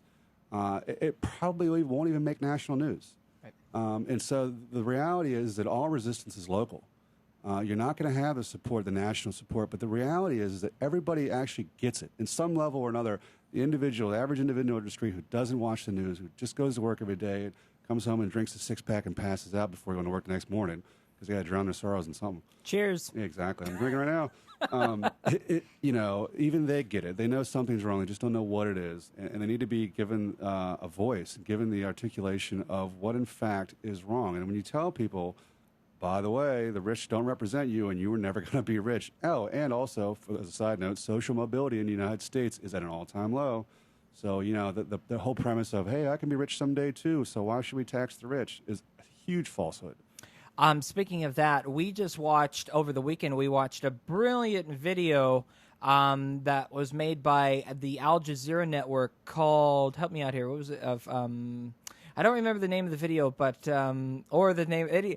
Long story short, I watched this 30-minute video on exactly what Scott was talking about. It's called Fault. The television show is called Fault Lines, and Fault Lines on Al Jazeera network, which no one ever watches. I mean, it's actually Al Jazeera in English. It's called Fault Lines. It's very similar to Frontline on PBS in its format and everything. It's also very in depth, and the topic was called the 1%. I was so angry after watching that video. I said some very nasty things that I cannot repeat on the air. It'll make you angry, and the fact of the matter is, the truth will make you angry. The truth shall set you free. No, the truth shall set you free, but the truth hurts. Yeah, the truth hurts. And reality is painful. And we're gonna actually, I would love to get into that piece next week's program as well. So we might do that. But we are getting pretty close to the break here. And I want to do this week's Fooled Again alert.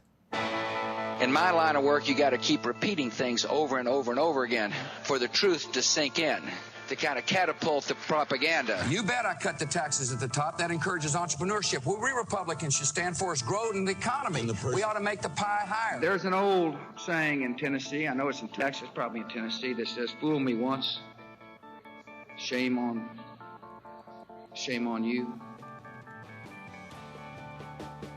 Fool me, we can't get fooled again. That's right. They're not fooling me, and I will not let them fool you.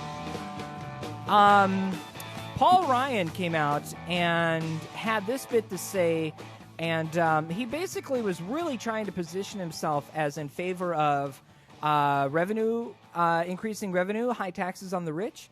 Listen to this clip and tell me what you think. Would you be open-minded to including some of that revenue as part of a debt deal? It all depends on the spending side of the ledger. And here's what I mean when I say that. Can you get higher revenues through broad-based tax reform that gets more economic growth and therefore higher revenues? The answer, I believe, is yes. The question really is, and we have yet to see a response to this question, are we doing the things we need to do to get the spending line down to 20% of GDP? It's going to 40% of GDP by the time my kids are my age. We have yet to see any commitment to actually bring the spending line down. So if you're just raising revenues to chase ever higher spending, that's not good policy, and I don't think that's a good agreement. If we're convincingly restructuring these entitlement programs and getting that spending line down to meet that revenue line, then can you have higher revenue growth through more economic growth and tax reform? Yes, the answer is yes. That's insanity. You realize that when they downgraded the credit rating of Greece, their debt to GDP ratio was 150%. Right. And he's talking about getting us down to 20%. We're not in any kind of danger at this point. We're literally 400% to go before we get in any kind of trouble. It's a non sequitur. The debt has nothing to do with where we are right now. And the fact of the matter is, the fact that they're using the debt as a scare tactic tells you that they don't want to spend money on social programs.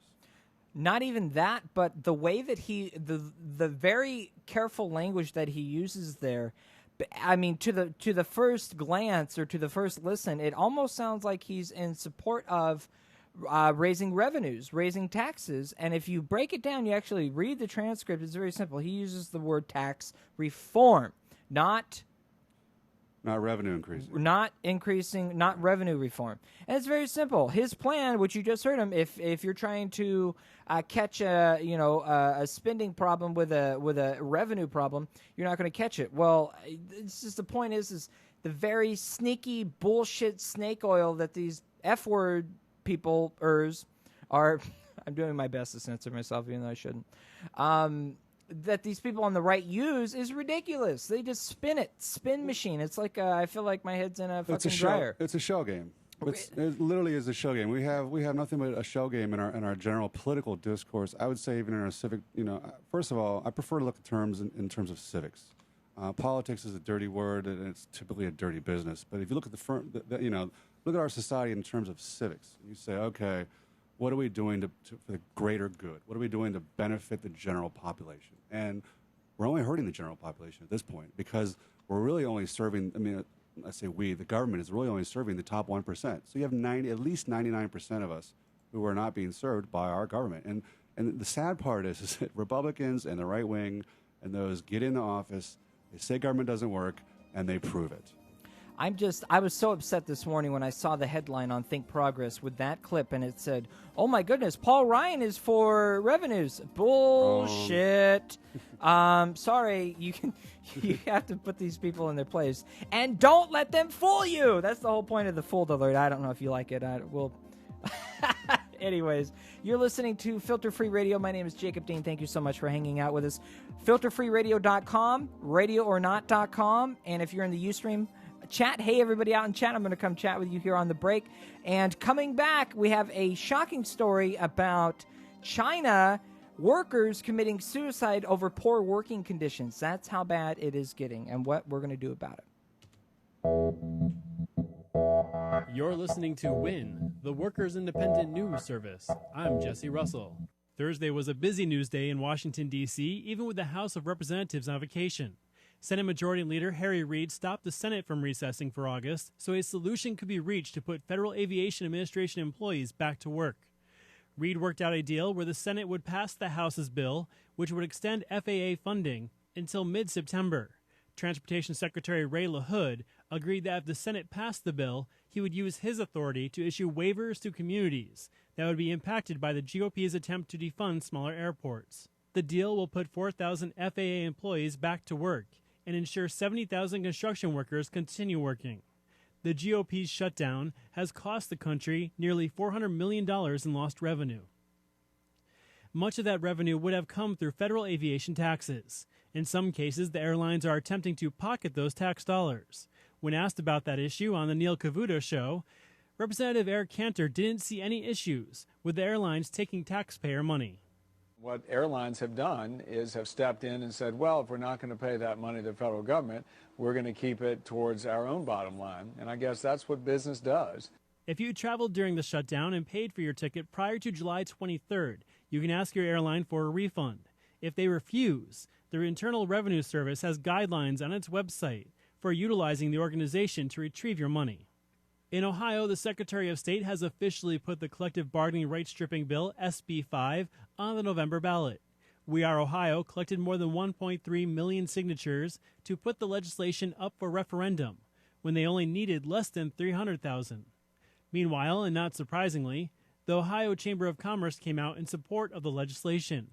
Governor John Kasich was the first endorsement the organization ever made in a gubernatorial race in more than a century. Concrete workers are back on the job at the World Trade Center, but the carpenters could soon be on the picket lines. The concrete workers have agreed to a contract negotiation extension and will stay on the job until at the least August 16th. If there isn't a deal by that time, they could be back on the sidewalks. If they do walk out again, they could have some company.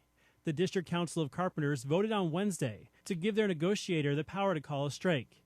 The negotiation deadline for those workers is August 15th. Workers' rights under attack. What do we do? Pacifica Radio says it's riveting. This is what democracy looks like. Wisconsin's Worker Uprising is a one-hour documentary from Madison-based Workers Independent News. Get your copy today at laborradio.org. You've been listening to WIN, the Workers Independent News. For more information, visit laborradio.org.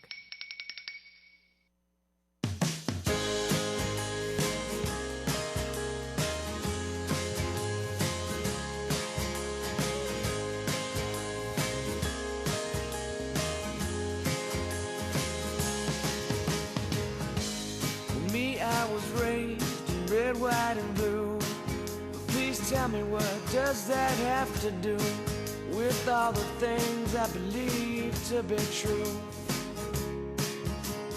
See, I did not choose where I was raised, so please don't condemn or give any praise according to where I spent my infant days. For me, I have the right to vote, so I have a say. But that doesn't mean I always get my way. I'll go along with every decision that is made. There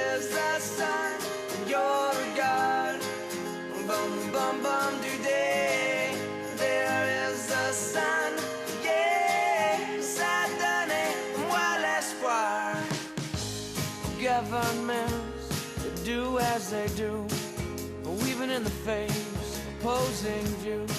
Sometimes you fight, sometimes you lose. All we can do is make sure we're heard. We'll never roll over, keep spreading the word. We're standing tall even as our name is burned.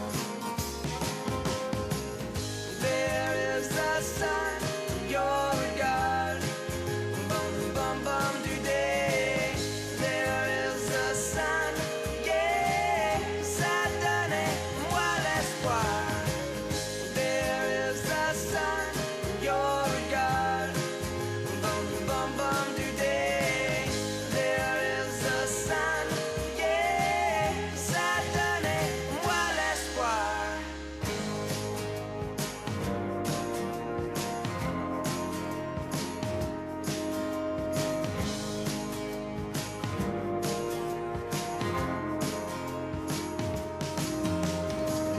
Too many ways for hope.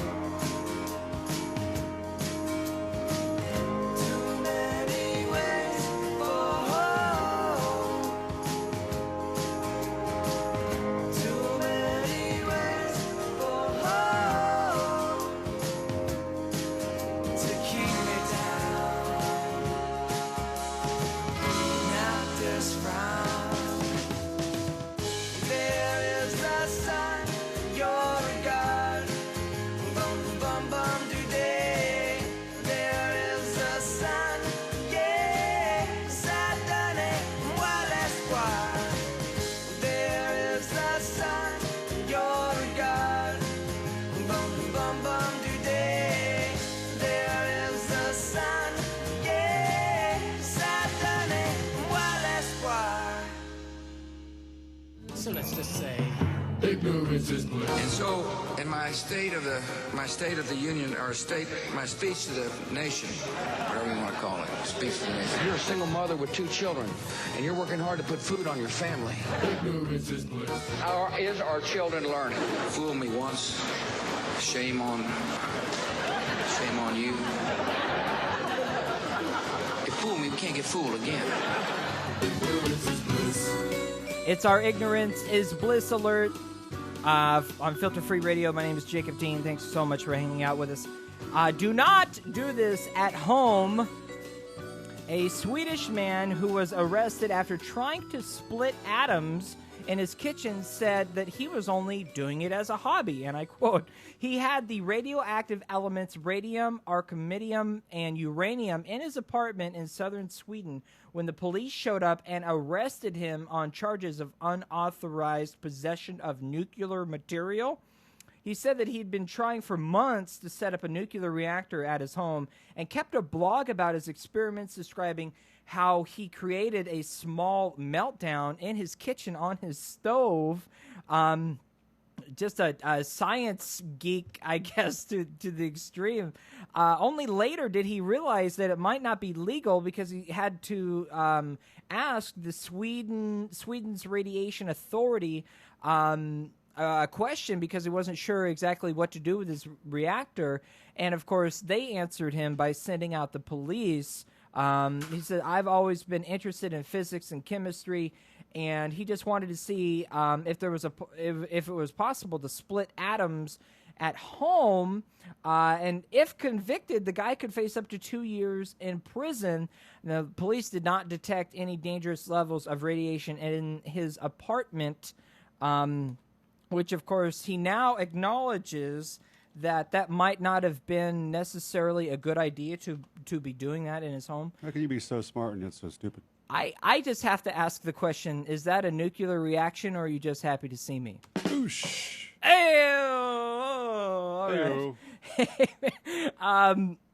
I'm sorry. That was our funny for tonight. I hope it was... Yeah, you got to break the monotony. I hope it was as funny for you as it was as funny for me. But we are nearing the end of the program this evening, and I want to thank you so much for hanging out with us. I want to open up the floor to Scott here for the bottom line, the big picture, the full, kind of spectrum of ultimately what the main discussion here boils down to. And progressives, I mean, everybody likes to get lost in the weeds. Everybody, you try to explain something to somebody, and you have a bottom line, you have a main point, and you never get to it because the discussion gets lost in the weeds. And I like to look at it as sort of a three-phase. You have obviously the big picture, which is the disease that we live under. And then you have the symptoms, which every day there's new symptoms. I mean, every freaking day, every week there's a new symptom you can point to say, our government's not working, our society's in decay. Let's dwell on those symptoms. Let's dwell on how we got here and what's going wrong. And the reality is that there's an infinite number of them. And so you can spend day after day after day going over each one, but the reality is the much bigger picture at play here.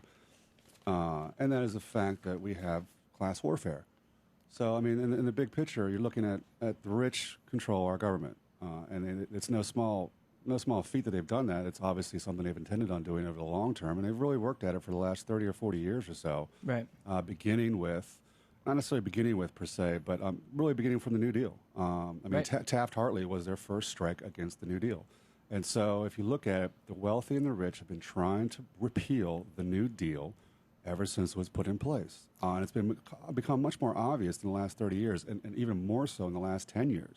And even though that they've been trying to, I mean, essentially repeal it, and I mean, technically not necessarily they have, but the effects and the current state of affairs, the current situations everywhere today show that it has been repealed. I mean, one of the last vestiges of the New Deal is Medicare, Medicaid, and unemployment. Exactly. And they've just slashed that and in this last bill. As Dennis Kucinich touched on in the clip we played earlier in the hour, how can you define a Democrat as someone who is not willing to stand up for Social Security, as someone who's not willing to stand up for Medicare, someone who's not willing to stand up for Medicaid, the basic social safety nets that exist to help those who need it? Right, and what you have is you have people saying, well, we have to support the Democrats as sort of this Faustian bargain. They are the lesser of two evils. Well, the reality is that neither one of them will do us any justice. I mean, you have to ask yourself, do you believe that our culture is going to undergo voluntary transformation to some sort of sane and sustainable existence? And if the answer is no, then what does that mean for our strategy and tactics to bring about any kind of real change? I mean, we're so busy pretending to have hope that there is no hope visible, and hope has to be visible. You have to say, I'm doing this because I hope that something will come of it.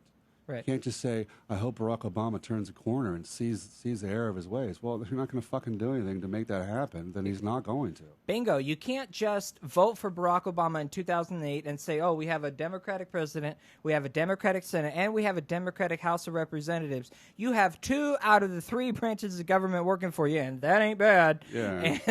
And then you just check out, and look what happened. Now we're screwed. Well, the reality is that false hopes bind us to unlivable situations, and they blind us to any real possibilities. I mean, the real possibilities that lay out there is if we all rallied around each other and we all said, okay, we're all, let's face it, there's enough of us who understand what's going on and enough of us who know something's wrong and don't know what's going on that we can educate those who are less ignorant than us. We're all sort of ignorant to some degree because no one really knows the details of the inner workings of our government because it's all behind closed doors, all in smoke-filled back rooms, and, sort of a handshake and a wink and a nod. Which we will never see. As sure as hell there's no media there for that. And so the reality is that Bill Clinton and Barack Obama are poster children for bankrupt liberalism. You have these so-called liberal institutions that speak in the dead language as if they support the general populace when they, in fact, do the exact opposite. And so when you look around and you say, well, we don't have any kind of liberal institutions to support us and to back us, what do we have left? All we have left is ourselves. All we have left is civil disobedience. All we have left is public protests. All we have left, I mean, let's face it, calling your fucking congressman isn't going to do a damn thing. When Yep. It doesn't make a difference. They've already decided how they're going to vote before they even tell you what the issue is. Right. So, I mean, both parties are only superficially different. I mean, on the serious issues, they're exactly the same. Absolutely. No, it goes back to, we need to be in the streets, we need to be seen, we need to be heard, but you just can't go, organize a group of your friends and go downtown and make a couple picket signs and stand outside of a building for a couple hours and turn around and go home and pretend that everything is hunky-dory. It's going to take a BFD. It's going to take a big fucking deal to make a big fucking change, because we're really fucking screwed. And you also have to realize that you're not going to have the support of the national media. You're really it's by word of mouth, it's by Twitter, it's by Facebook, it's by any kind of alternative media that we're actually going to organize, and we're actually going to come to a position where we have some sense of power, some sense of uniformity, solidarity, if you will. I mean, the word solidarity is so important in these situations, because we have just a scattering of people who have various different opinions and various understandings of where we are as a society. And with that, you have to get those people together in the same room to say, okay, we can all agree that shit's fucked up. What are we going to do about it? Are we going to elect a Democratic president and hope things change? Or are we going to freaking elect a Republican and hope that something else good happens? Maybe they'll see the error of their ways. No, we have to get out there and force the issue. We have to make our demands known. Solidarity forever. Solidarity forever. For the union makes us strong. Little Pete Seeger there for you, bud. Love that. Unfortunately, we don't have much of a union anymore. Unions only represent 7% of the national workforce, and that includes the federal government. Unions is so near and dear to my heart, because I came from a union background, and my father's pension really was the only thing that kept food on our table and a roof over our head for a long time. Oh, yeah. I remember when I was 18 and I worked at a grocery store. We were a local 401 union, and I still lived at home, went to community college, and I had better health insurance than my parents. And because I was a union, and my father goes, "You're not on our health plan anymore." And I'm like, "Why not?" He's like, "Because your health insurance is better than what we got." Wow. Yeah, and he was like, "And you're 18, and just because you're a member of a union," he goes, "I have nothing close to that." I mean, literally, I had $2 prescriptions. Whatever the prescription was, it was $2. Doesn't matter how high end it is. Doctor's visits were free, because that's what it was covered. It was covered under my union dues. That was a long time ago. Right. So it's just, and it's deteriorated to a point of just anger. I mean, I'm angry about how, Yeah, but we have to channel that anger into productive means. You took the words right out of my mouth. I was just about to say, if you are angry about this like I am, or you feel upset, or if you're not outraged, you're not paying attention, and if you're outraged, you need to do something with the outrage. It's that simple. Yeah, because it's incumbent upon us as people who are informed and know what's going on to do something and inform the others and organize in some fashion.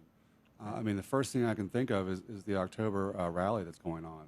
Yes. And that's just the beginning, October2011.org. Right. And I'd like to step back for a second and address the what is considered by many, and I'm citing, of course, Chris Hedges' book, The Death of the Liberal Class. It's a book I encourage everybody to read, and if you don't feel like reading, which I don't like reading, go to YouTube and look at some of his videos. He has many videos where he discusses it on radio shows, etc. And his premise is that we've lost any kind of redress that we have. All our liberal institutions are dead. And those 4 liberal institutions, you have obviously the government, you have educational system, our schools. Excuse me. You have I'm drawing a blank, of course. But all the pillars of the liberal establishment. Is what you're saying? Yeah, they're gone. All 4 of them are gone. And so what we have left is we have ourselves. Right. I mean, really, the reality is you can't rely on any sort of institution to stand up for you. You have to stand up for yourself, and in doing so, you have to bring your neighbors and friends and family in with you. You have to have, God forbid, political discussions around the dinner table with your friends and relatives who you can't stand having political discussions with. And you have to avoid stupid conversations like abortion. Yes. And other side notes. Religion, these things. Religions, abortions, etc. They're just distractions to the larger picture of what do we need as a society and what do we need as a community, because we are all in this together, whether you like it or not. We're all going to suffer in one form or another, because none of us are rich. I mean, I don't know about y'all, but I ain't rich. So. Wait, I have a sound effect for that. No, you're absolutely right, Scott. And I can't say it any better myself. It comes down to the clips that we played, the Keith Olbermann clip that we played to open the show with. You have to get mad. That's where it begins, and not to sound like a cliche of, network or anything, but it really does begin with the fact that you have to get mad. And if you're aware and you're paying attention to shit that's going on, you are mad. Yeah. And that's step one. Perfect. You are connected emotionally. You've built this connection emotionally. Right. And now you have to do something with that. And and those liberal institutions that we've turned to for redress, and they just came back to me, the four of them. One's the church, one's unions, or the labor movement, and other ones are educational system, higher education, and the last one, of course, government, or the Democratic Party, which is what was sort of considered liberal at one point, although no longer. Right. And all four of those institutions have allowed us to come to this point, and a good bit of them no longer represent the mass majority of people. And so what you have is it really is, the only thing you have left is civil disobedience. And it's a scary thing to say that, do I really have to get on the street and stand there with my protest sign and have people throw things at me or be arrested for laying in the street in civil disobedience? And the answer is yes. And you have to do that and realize that, much like Rosa Parks, for example, refused to get off the bus because she knew that she was part of the Freedom Riders. And she knew that she had hundreds of thousands of other people behind her, backing her to support her for what she was doing.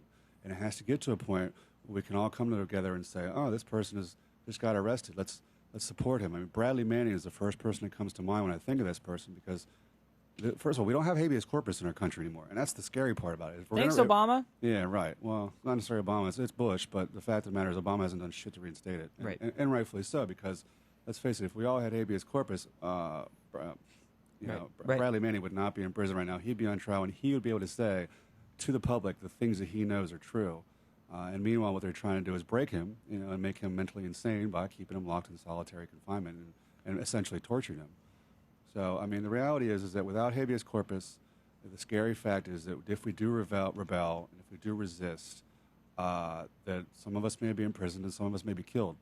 Yep. But that's history. That's the way things go in our society, and that's the way it's always gone. Many people were killed during the Civil Rights Movement. People were killed during the labor movement. The Ludlow Massacre comes to mind. Please look at the Ludlow Massacre if you don't know what it is. And so with movements and with civil disobedience and with civil resistance comes a sort of what you're doing is you're basically throwing it in the face. Rather than going along with everything and saying, these what's the word I'm looking for, the paradigms or the meme that's propagated by our mainstream media, by our government, by anybody who, sort of the zeitgeist, if you will, of our society. Right. And you have to rebel against that. You have to actually say, no, that's false, and here's why it's false. And when someone says you're wrong, you have to say, no, and here's why you're wrong, and go on and on. And you really have to be aggressive about it. And the sad thing is that it's a long, painful road. And I don't think any of us really look forward to doing something like this. I don't know. I know I don't. I don't want to spend my weekends in protest, when I'm not working. I like to have time to myself, et cetera, et cetera. But in the long run, what's your free time worth when you're suffering, when you're making less than what is a livable wage?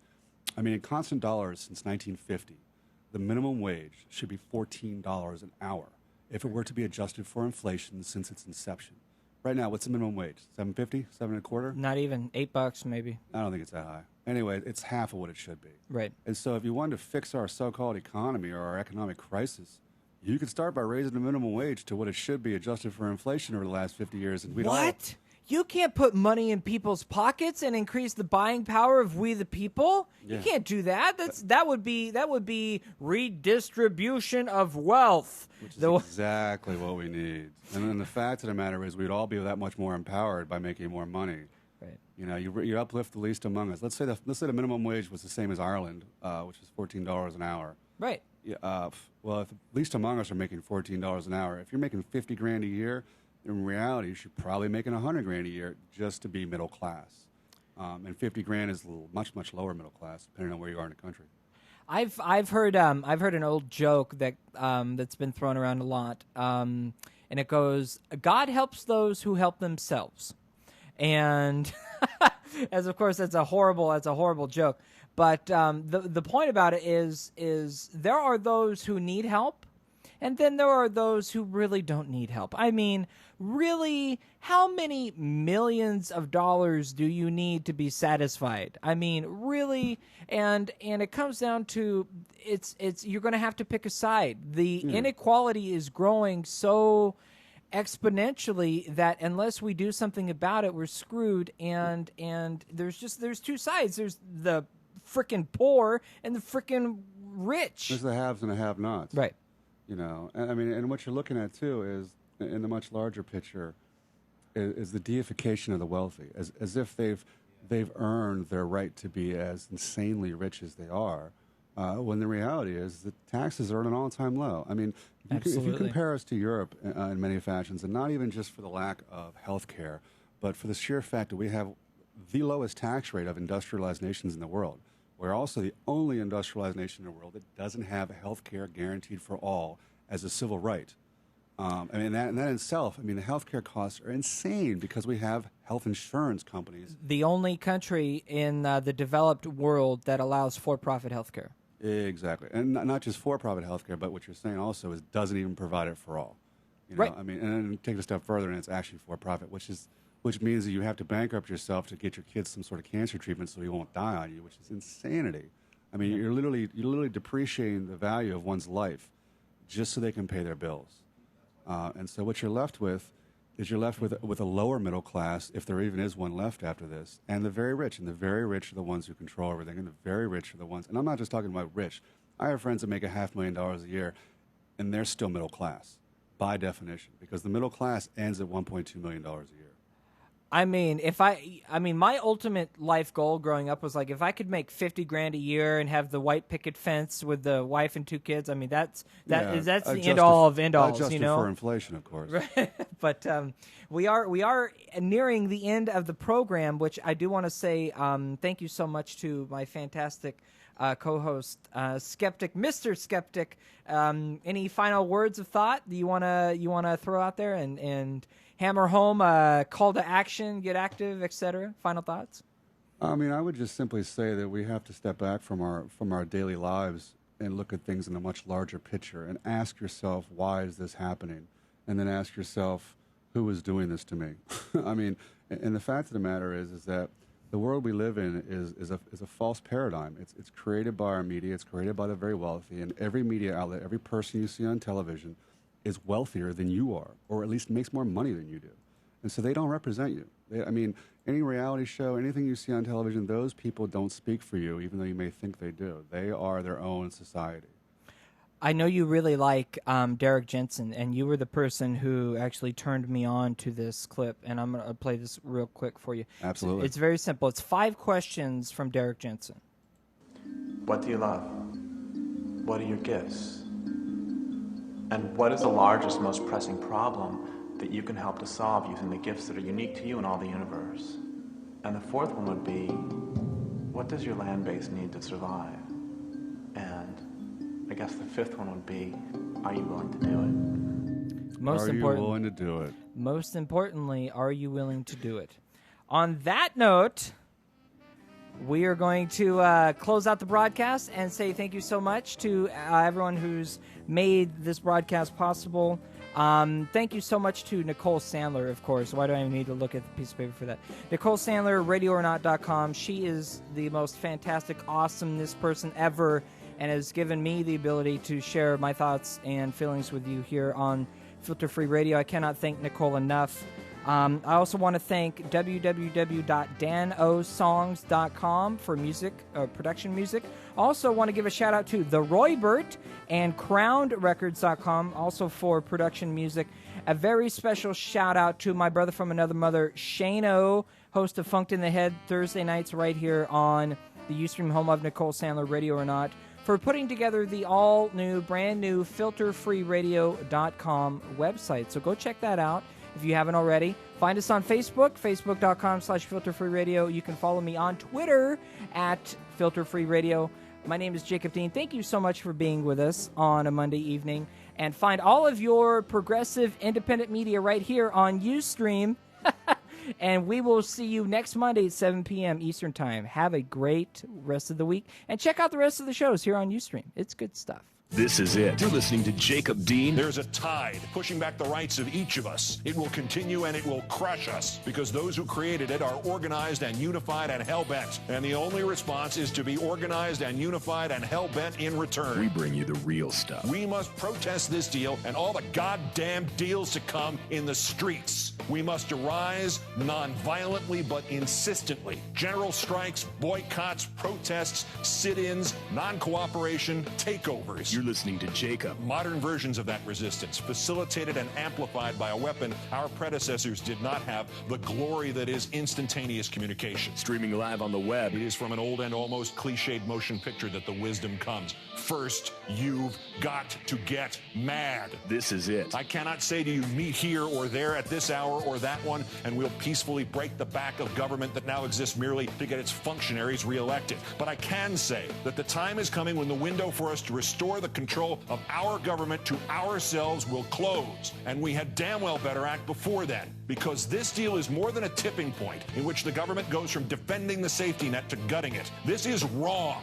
And while our government has now declared that it has given up the concept of right and wrong, you and I have not and will not do so.